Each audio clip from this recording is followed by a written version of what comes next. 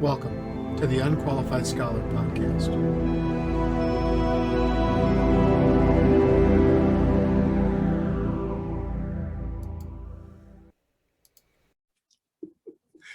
Welcome to the Unqualified Scholar Podcast. I'm joined again with my good friend, Dr. Michael Mckay, as we are talking about Psalm 7 today. Michael, you were just saying that you were reading this in Hebrew. True. Yes, I did. And it is nerdy. And it was there were some difficult statements. So thankfully our English translations provide a few different options that are very similar. So they can give us kind of a well-rounded maybe set of options. But yeah, the Hebrew is a little difficult. Poetry in general is kind of difficult, but this was more difficult than normal. I think that's very true. And I think sometimes it's because of the high context nature of the Hebrew language. You know, a lot of times as you're reading through, or like, okay, so I've said this multiple times. Hebrew was the bully who took my lunch money and gave me a swirly just about every day in seminary.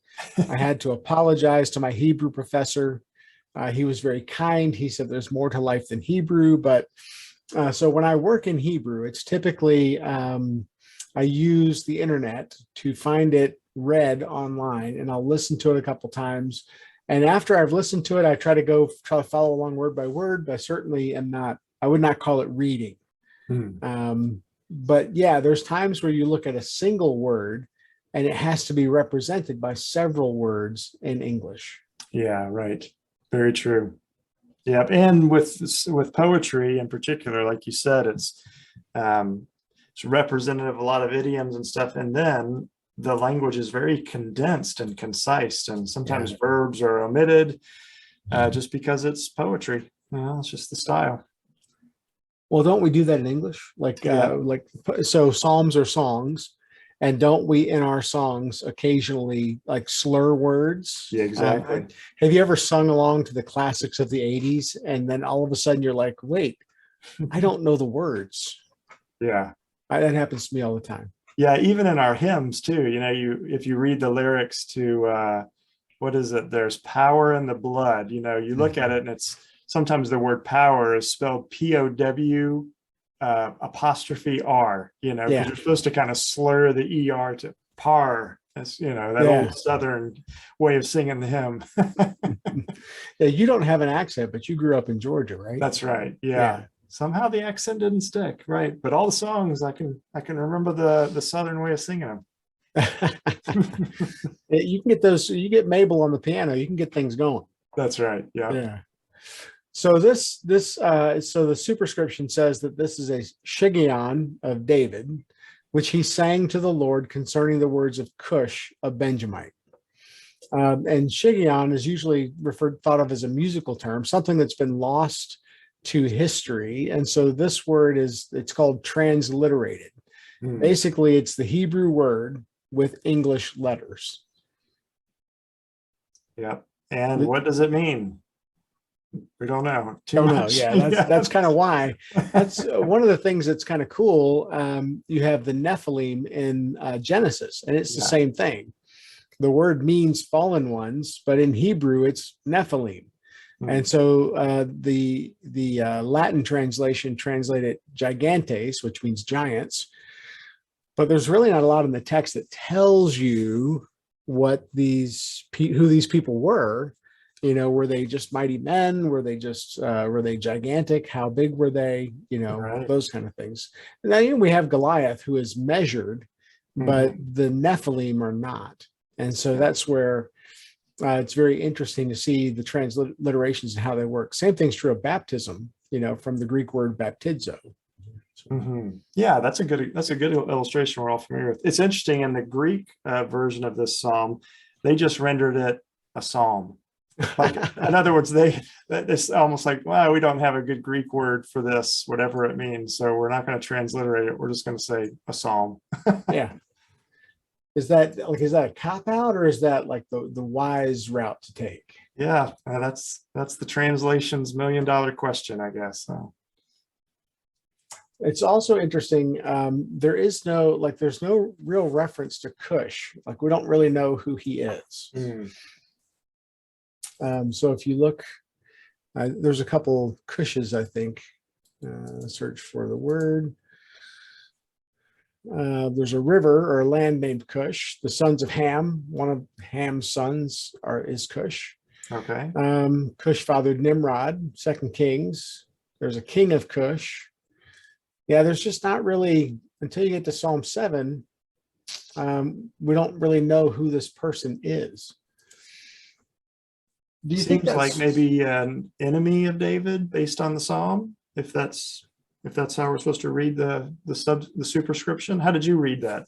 so? Basically, Cush is a Benjamite, but there's the other man, Shimei from the tribe of Benjamin. So I just basically used the same situation and applied it to David's historical situation, because the historical situation seems to match up. Gotcha. This is a psalm about enemies. And so Cush would be an enemy of David. Shimei was also an enemy of David. And so here David has two different enemies, possibly at the same time.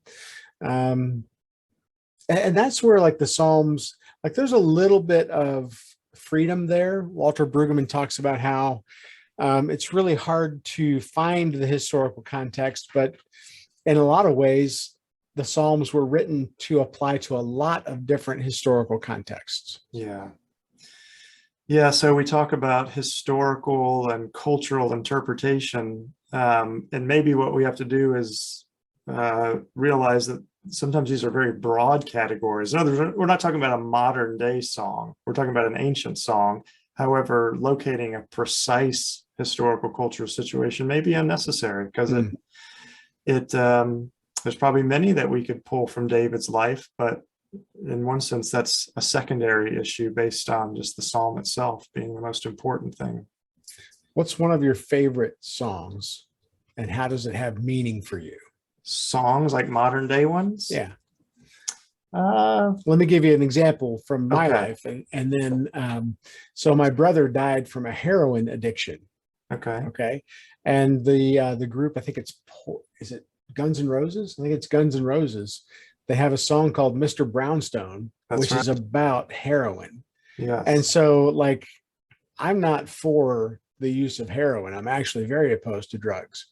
But when I hear that song, I think about my brother, you know? And so for me, like it doesn't, like the drug component is only a minor note, where for me, the major note is to think about my brother. Gotcha. Yeah. So the song ends up being almost forgettable because it's just a vehicle to remember your brother. Yeah. Yeah. It's because you've actually kind of reframed the original, maybe author's intent of that song, because if I remember the song correctly, they're not condemning heroin, but they're probably talking about some of the dangers of it a little bit, right? Yeah. Yeah. Mm-hmm. Yeah. That's good. You'll listen to it later. Yeah, I remember the song. Yeah. I mean, I used to be a GNR fan in the day. So yeah, back in the day. You know, music for me, I am not good at music, to be honest, like remembering things. So recently I've picked up, I've been listening to Weezer and their Teal album, where they do a bunch of covers of 80s songs. And I've really enjoyed that. But I'm trying to think if there's something that's attached to that there's probably memories that I have of those songs in the 80s, but nothing specific comes to mind. I used one recently, I think maybe two or three sermons ago, Cats in the Cradle by Ugly Kid Joe. Yeah, that's right. And that's about how, you know, you get busy with life and you forget the important things are your kids, you know, and then the roles get reversed at the end. That has a lot of meaning for me because, you know, I think about my dad, you know, and he's gone now. And so I try to make sure that I'm available for my kids and grandkids. And, yeah, that you know, and that even goes back to when we were in school together, when we were teaching together. And you know, if one of my kids would come in my office, you know, I would say, okay, this is when I'm going to clear my desk and spend a few minutes with my kids, because these are the things that matter most. And I know you've done the same thing. You actually are great at it.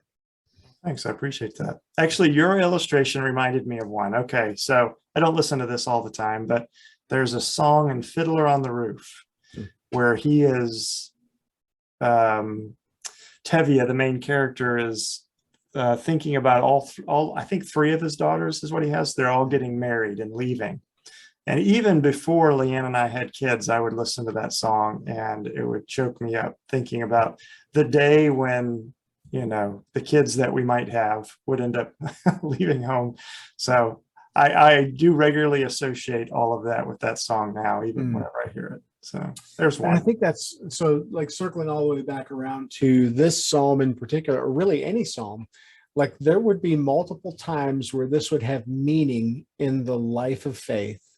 In the Old Testament, and certainly in New Testament times, people would sing these songs when the occasion warranted, and or they would refer to these songs when the occasion warranted. So anyway, so this song, just to add to that, a comment that we've made multiple times as we've done the podcast, these psalms provide words and phrases and expression that we may not feel comfortable with, or we may not have the linguistic ability to express it. And so by reading the psalms and in some ways, I was going to say sympathizing with the author, but really it's the other way around. The author is the one who's reflecting emotions that we feel that we may not be able to communicate very well. We learn how to articulate our heart to the Lord. Yeah. There's something that I said with this psalm and with the other lament. We did 2 laments in this series because, I'm trying to get through all the psalms in my career. So this is significant. But lament is a language for a broken world. Yeah. And one of the essays I read in Brueggemann's book, which was really very good, when the church loses lament, we lose something in our relationship with God. When we key all of our emotions all the way up here in this worship experience, without including the depths of despair, how do we actually speak to people who are living in a broken world? That's right. How do we speak? I think we did Psalm 6 a couple of weeks ago, which deals with intense illness and the intensity of illness. And Psalm 7 today is about injustice in a broken world. Yeah. So I think when we try to get people pumped up, and we try to get people all the way up here so often that we forget that we don't live there. We live somewhere kind of different. Yeah. And one of the other things, it's a bit, just sorry to interrupt you, but go it's ahead. Actually disingenuous for us to pretend that that's the norm. And what we're really communicating to people who are hurting, particularly those who are suffering injustice, is that they just need to look on the sunny side of life or something weird like that, which negates their feelings, it negates their situation, and is actually unbiblical. Yeah, absolutely. I visited with a family this afternoon. The matriarch of the family, she's 101 years old, and she's in the process of dying, and so we went and visited, and she looks great. She got good color. She's breathing pretty strongly, but it's pretty obvious that she suffered some kind of stroke or something. And so it will be a few days, unless something catastrophic happens. It may be a few days, maybe a few hours. And, to walk into that family and just, start spreading sunshine. I mean, they're farmers. They're accustomed to spreading stuff, and they recognize manure when they see it. And so I think it would be disrespectful to what's going on in their life right now to walk in and start spreading that sunshine. That's a helpful application. And we'll see if we get any complaints. I just did technically talk about spreading manure, but anyway, Mom, if you're listening. The other thing that I said, the Psalms are so broad that you're living in a Psalm today. Whether you're in deep darkness or whether you're at the height of, positive experience and rejoicing, there is a Psalm for that.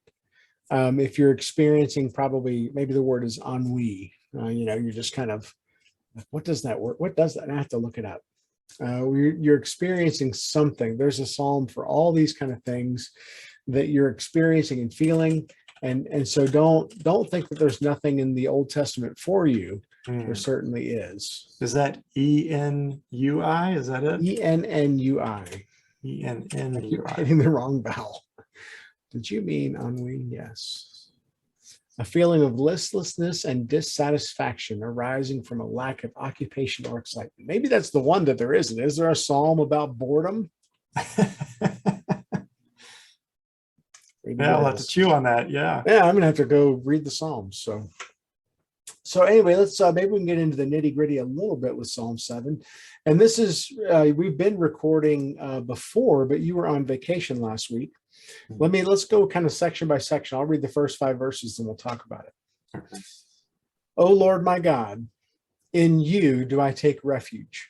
Save me from all my pursuers and deliver me, lest like a lion they tear my soul apart, rending it in pieces with none to deliver. O Lord my God, if I have done this, if there is wrong in my hands, if I have repaid my friend with evil or plundered my enemy without cause, let my enemy pursue my soul and overtake it, and let him trample my life to the ground and lay my glory in the dust. What are some things that strike you out of that kind of right off the bat? Yeah, I think there's kind of well, there's several things, but I'll just focus on one. To me, it's interesting that David recognizes that he's in danger, he's being persecuted, but one of his first responses is to actually ask the Lord to reveal if he is the source or the cause for putting someone else against him. And I think we don't have to go too far to recognize that we are easily blinded by our own sense of justice and right and wrong. Oh, yeah. And we need actually the Lord to help us to see beyond our own limited perspective. And often this comes in the form of friends and family who come alongside us and say, hey, you know what, you when you said this or did this, you may not have realized it, but this is how you came across. But the fact that David is being humble before the Lord and asking that, I want to have that same quality about me. I don't want to be the train wreck, that's bringing damage with me and then complaining about it.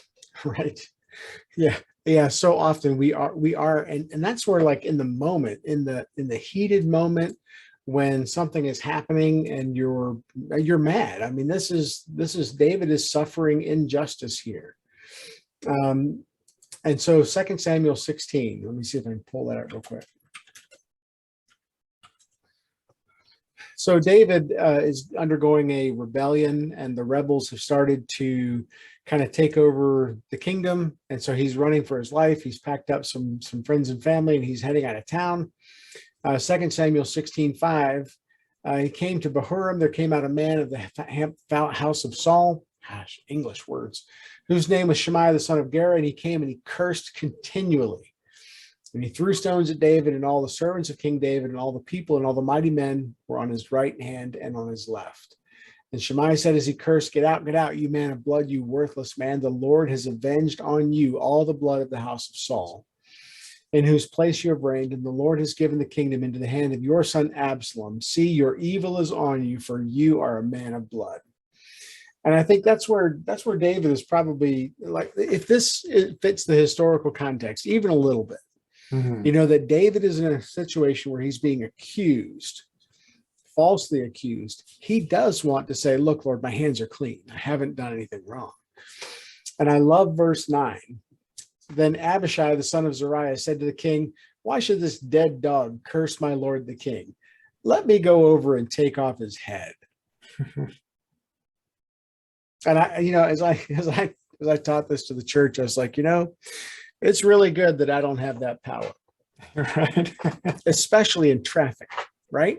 Somebody cuts you off in traffic. If there was a button that brought down lightning, I would do it. Yeah. Maybe you're a better man than I am. I would do it. Yeah. No, I mean, I think this is where we see a person, David, who has authority and power in his hand and is offering amazing restraint. Yeah, well, I assume restraint, right? How does David respond? Maybe we should flesh that out for the audience. He does. So he goes down a little bit. In verse 11, he says, behold, my own son seeks my life. How much more now may this Benjamite leave him alone and let him curse, for the Lord has told him to. Verse 12, it may be that the Lord will look on the wrong done to me, and that the Lord will repay me with good for his cursing today. So David is willing to endure being cursed because he's going to trust God with the judgment. Yeah, that's amazing, isn't it?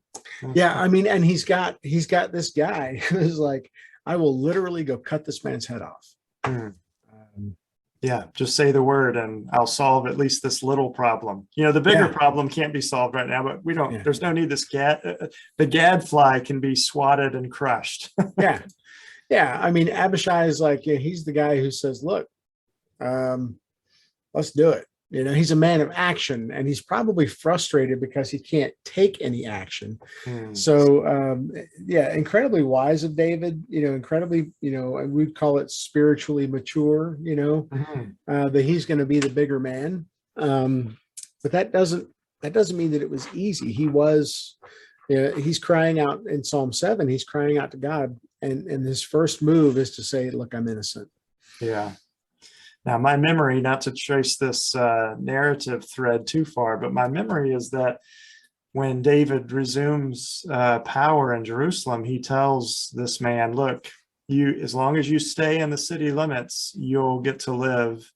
But as soon as you leave, then justice will come down on you. And isn't it under Solomon that he leaves and judgment finally happens to this guy? I did not look. I'm going off memory here, so I may be really Yeah. wrong, but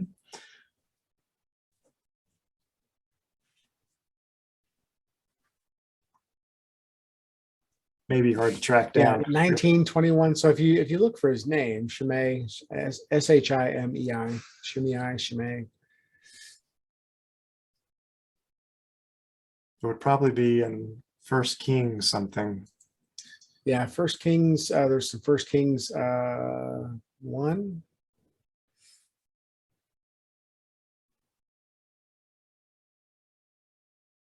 Oh well, we don't have to Yeah, track it down, but all that to say, yeah, you're this right. guy did First, not learn humility from the grace that was given him, yeah, and ended up getting judged. So, in one sense, the loose end here, the narrator is making sure to let us know, hey, look, this guy did not go unpunished. your memory is very good. It's First Kings 2.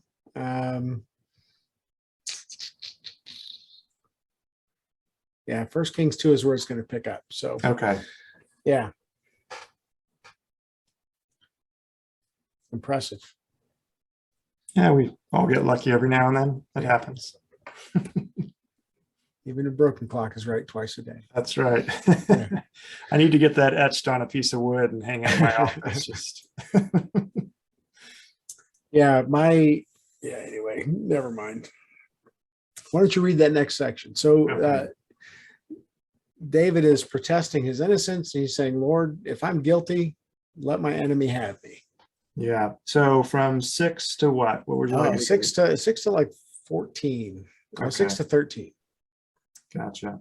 So there is that another musical term, Selah, that is kind of functioning there, maybe as a stanza marker at the end of verse 5. So that's another reason I think it's helpful to point that out for your readers and listeners, so they can learn to be good readers of the psalm as well. But it definitely changes tone here. Verse 6, arise, O Lord, in your anger. Lift yourself up against the fury of my enemies. Awake for me. You have appointed a judgment. Let the assembly of the peoples be gathered about you. Over it, return on high. The Lord judges the peoples. Judge me, O Lord, according to my righteousness and according to the integrity that is in me. O let the evil of the wicked come to an end, and may you establish the righteous. You who test the minds and hearts, O righteous God. My shield is with God, who saves the upright in heart.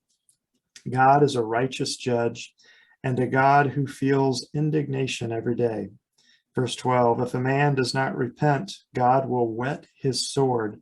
He has bent and readied his bow. He has prepared for him his deadly weapons, making his arrows fiery shafts. I think the first thing that I noticed and that I taught this past week is, God doesn't, you don't have to wake God up. He's not sleeping, but this is a poetic description of a prayer that hasn't been answered yet. It's like, Lord, there's this problem. I know you know about it. Do your thing. Go ahead. Let's fix this so we can move on with the things that matter. And the things that matter for David, justice matters. And I think that's where there are a lot of people in the world who are very frustrated because they feel a lack of justice. Yeah. Yeah, no, I agree. And in some things, like you said, there is real injustice in the world. I mean, we see that. And then there's also perceived injustice where we take offense, maybe even for other people or for creating imaginary things in our mind. Yeah, I mean, I don't know how often you may fall into this trap, but I'll find sometimes when I'm driving, I'll get frustrated with someone doing something, and before, it doesn't take me long before I've constructed a whole narrative in my mind about, this evil person who's, somehow done something wicked to me. The reality is they probably didn't even realize they had done it. They're no more evil than the next person. Arise, O Lord, in your anger. Yeah, this that's guy right. Didn't use his turn signal. But here David, is these are imperatives, arise, lift yourself up, awake for me. This is strong language for a creature to talk to his creator. That's the thing that it always strikes me in the lament Psalms and really in the Psalms in general. These are imperatives, and there's a way to say please. You can just add na to a word. It's a please in Hebrew, right? And there's no please. And so it would be a very simple and even maybe a rhythmic way to say, please, Lord, please, Lord, please, Lord. But this is not a please. This is a demand. And I think in my prayer life, I want to pray like this. I want to be bold. Hey, Lord, this is wrong. And I need you to fix it because I can't. I'm just a creature. Yeah. And so that's something that always really just kind of gets me. Because there are things that we pray about that we're desperately praying for, all of us. And when you're praying for it, you don't even need to have really good theology. Sometimes you just need to talk to your creator because that's what he wants. Yeah. You said something that just kind of triggered a thought with me as well, that, we have these imperatives, and yet the heart behind it is the limitation of being human. In other words, perhaps that it might help Christians who are listening as they're thinking, well, I could never do what David does. I could never use that language because then I would be bossing God around. Well, not really, because David is reflecting his limits of being a human. In other words, he has nowhere else to turn. So he is crying out to God with an imperative because he's desperate. This is the only option he has, is to trust God. And so it demands in some ways language that reflects that, even though David is not, I don't think he's intending to communicate that he somehow has leverage over God or that God is somehow going to submit to him. He's just acknowledging his humanness, that there is nothing I can do here. If you don't come through, I'm done. Yeah, and I think we experience, this is just the broken world thing. I'm reading a book called The Quest for Cosmic Justice.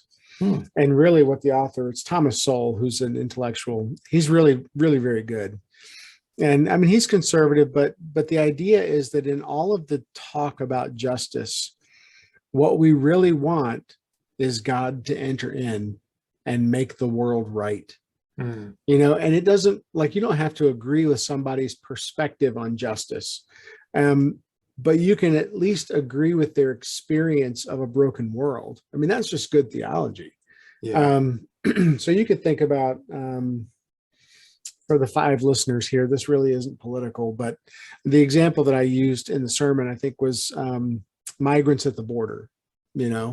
And you have people who feel one way about it, well, they shouldn't have crossed the border, and people who feel the other way about it, well, they should be allowed to cross the border. But in the middle, you have people who need help, material help, while their legal situation is resolved one way or the other. And I use the example of a friend of mine who used to foster immigrant children who were just kind of caught in the system. Wow. And it's like, that is a Christian response to a difficult political problem. And so I think so many times we fail to do the Christian response, Yeah. you know? Yeah, that's good. We're so polarized on a political issue that we're actually missing an opportunity to minister the kingdom of Jesus in that situation. I think the other example that I really do like, I am opposed to abortion, but I don't wave signs about it, because I think that waving signs and posting things on Facebook is actually the least profitable thing that you can do. It doesn't really help people. It just tells people that you're not safe to talk to if they have performed an abortion, or if they've had an abortion, or if they are pro-abortion. You're not safe because you've signaled that with your sign. Sure. But I want to be the kind of person that if somebody came to me and said, I've had an abortion, or even I'm pregnant and I don't know what to do, like, what is the compassionate Christian response? The chances are pretty good that it's going to be expensive. It's going to cost you something to enter into that person's life, to dialogue with them.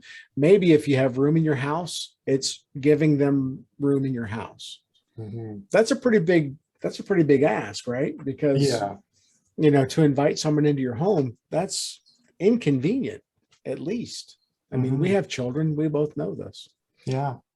And if the person ends up doing what you don't agree is the right thing to do, then you could be viewed as complicit in their decision. And, even though you're trying to do the loving thing and disagree with their decision, it could be misread by others. So but it's still, I think we need to consider these options. These are the ones that are going to be the most impactful for a hurting world. You mentioned earlier about kind of this human drive that we have for justice in the world. We tend to see the broken parts.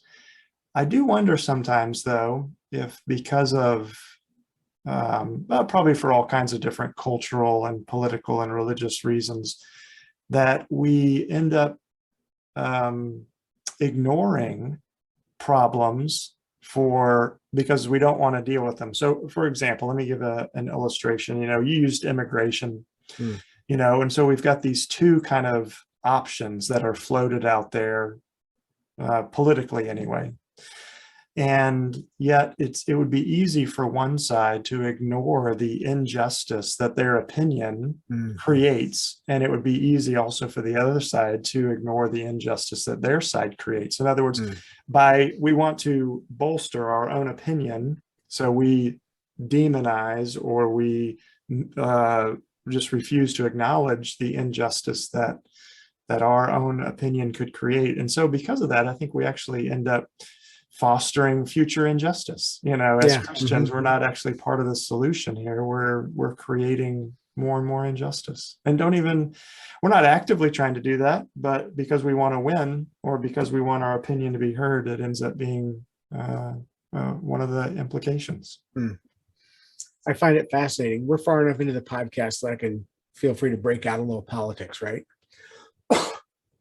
I find it fascinating that people on the left and the right are concerned about government overreach, because people who are pro firearms and people who are pro-choice are both mad, or pro-life. I mean, all these people are mad about the government going too far. Sure. So that just little politics there. Yeah, that's a good observation. There's the common ground that we need to draw attention to, how both people are thinking about that in the same way. Down with government. Yeah.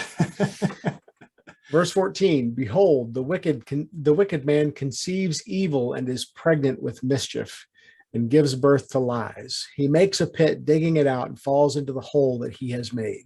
His mischief returns upon his own head, and on his own skull his violence descends. I will give the Lord the thanks due to his righteousness, and I will sing praise to the name of the Lord, the Most High. So I love the picture here, and we talked about it in the pre-show, how we have a mutual friend who was pregnant with twins, and she was so pregnant because she's a very small lady. And so it's just fascinating to me, that picture that the psalm creates. And eventually, a pregnant woman, now you're never supposed to ask if she's pregnant unless you're a Right. doctor, right? That's like the line. Um, but when she gives birth, that it's just a graphic picture of something that we know. If your dog gets pregnant, she's going to have puppies. If you're a wicked man and you're pregnant with wickedness, you're going to give birth to lies. Mm. I find that picture just fascinating. Yeah. Oh, that's good. And it is interesting that there seems to be a bit of where the author of the psalm is drawing attention to the fact that the evil person ends up defeating themselves. Yeah. They dig a pit, presumably for someone else, and then they end up falling in it and crushing their own skull. So we don't often see that. Sometimes we do, but I think part of justice here is seeing the evil kind of implode on itself. Yeah. Movies probably do a better job of drawing attention to that than Oh, yeah. maybe real life. I mean, Voldemort from the Harry Potter thing. He eventually gets his comeuppance. That's right. And does it to himself, doesn't he? It's Hmm. kind of amazing. I'm not that invested in the franchise. I don't know, to be honest. No, that's a great illustration. I didn't think of it, but you are right. He does end up doing that to himself. Yeah. So there's actually a line, and I looked it up. It's from The Mummy. Okay. Where the female lead, Evie, tells the little rat guy, he's like, evil little, nasty little creature such as you always get their comeuppance, or something like that. That's And great. I was like, and he does. He gets his comeuppance. He goes to work for the bad guy, and he ends up getting eaten or whatever. Yeah. Isn't his name Benny? I don't know why. I Yeah, remember Benny. that. Yeah. That's right. Yeah. Now we have to go watch The Mummy again. That's right. Yeah, and I think that's where it's interesting, because it doesn't, like, you don't get the sense of divine activity. It's not that God comes down and zaps people, even though we wish that he would sometimes. But it's that, look, the path of the evil person leads to evil, and they'll get theirs. Yeah. Yeah, if they're going to breed death and destruction and lies, then those things will end up killing them. I mean, and actually there's a warning here for us not to take on the methods of the enemy in order to solve the problems that we see out there, because these things never merit good or justice or love. Yeah. They just end up breeding more destruction. Yeah, I think that's one of the big things to like. This is an instructive part of the psalm, where it's a caution, and it's also a comfort. It's a comfort to know that God sees all, knows all, and will judge the wicked person. But it's also a caution to make sure that we don't descend to their level. That's right. There's an old proverb that says, never get into a fight with a pig. You'll both get dirty, and the pig will enjoy it. That's good. Yeah. I think I want to live. I want to live in Psalm in 7:17. I will give thanks to the Lord due to his righteousness. I will sing praise to the name of the Lord, the Most High. I think that's where we want to live. That's that high spot. That's that exalted position that David answers from in his interaction with Shimei.